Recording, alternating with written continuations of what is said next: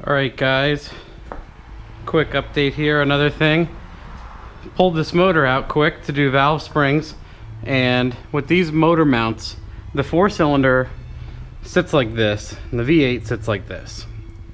With the mounts that are on the K-member here, there's an interesting issue where, well, they're slightly offset, so you got to leave the motor mounts loose.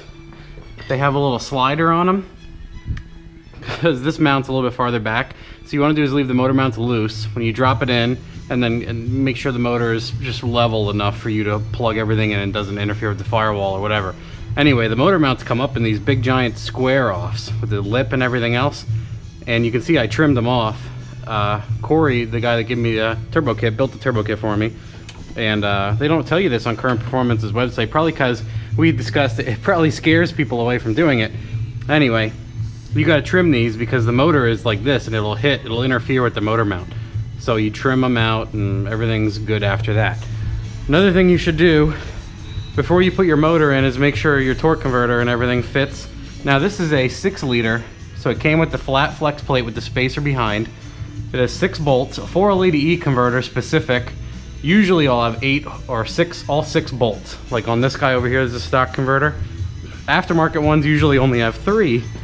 I got this PTC single billet, which I bought from a friend. He was going to use in a V6. And what you should check, a lot of these have a TH350 pattern. As you can see, like, well, if I can rotate it, you can see here that the bolt hole is higher than the drilled holes on the converter there. See, the bolt will never go in. When you go to bolt this shit up, you're going to have an issue if it's already in the car or something else. So on a 6-bolt, it makes it nice and easy. You can use all 6 bolts normally, or you can trim 2 of them longer, like I did. I just put them over put this guy down. All I did was unbolt this Jones, put it over here. I always like the plasma cut into a water bucket. It takes the fumes, material all over, setting fire to things, and it nicely extinguishes it, keeps the heat down.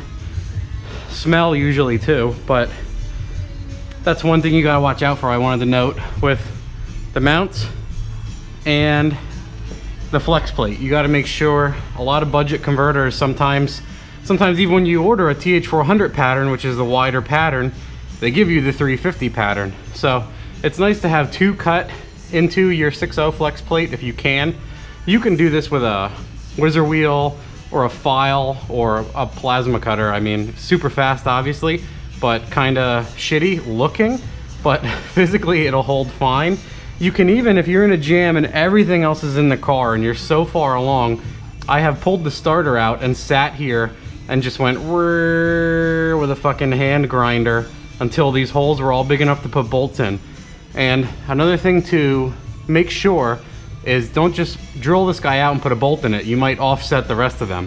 So you want to make sure that the bolt fits pretty neutral, spin the motor, grind the next one. Then you want to put in each one hand tight, obviously, go all the way around.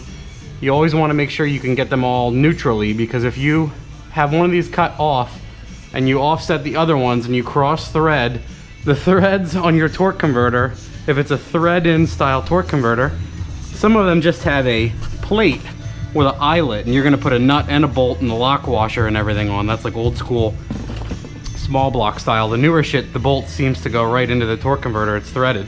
If you booger the threads on your torque converter, on a bolt-in torque converter, you're gonna be really pissed at yourself.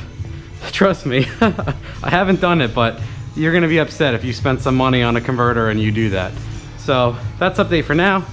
Gonna do valve springs. Gotta have someone help me. I can't put that on by myself.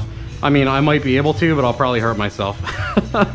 Line it up and everything with the converter, and then I'll probably bolt the converter in while everything's out, and then try to go in all at once to see how it goes. But quick update for now on the motor mount and torque converter stuff and flex plate and everything else to look out for.